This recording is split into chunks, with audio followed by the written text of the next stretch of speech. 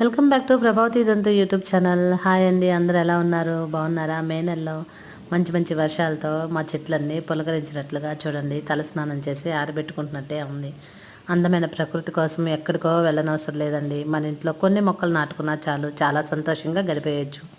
లక్షలు పెట్టి కట్టుకున్న ఇంట్లో ఒక్క 10,000 ఖర్చు పెడితే టెర్రస్ గార్డెన్ అవుతుంది. కానీ టెర్రస్ గార్డెన్ మెయింటెనెన్స్ మాత్రం జాగ్రత్తగా పాటిస్తే స్లాబులు పాడవకుండా ఉంటాయి.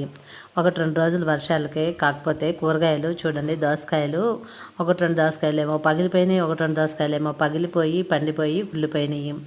అలాగే మన పండాకులన్నీ రాలిపోయి మన నీళ్లు వెళ్ళే మార్గంలో ఆగిపోయి నీళ్లు నిలిచిపోయినాయి.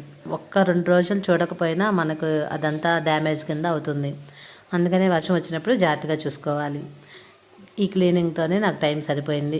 సాయంత్రానికి చీకటి పడిపోయింది. దోసకాయలు, బీన్స్ అన్నీ కోసుకొని కిందకు వచ్చాను. వంకాయలు ఓకే అండి. ఇలా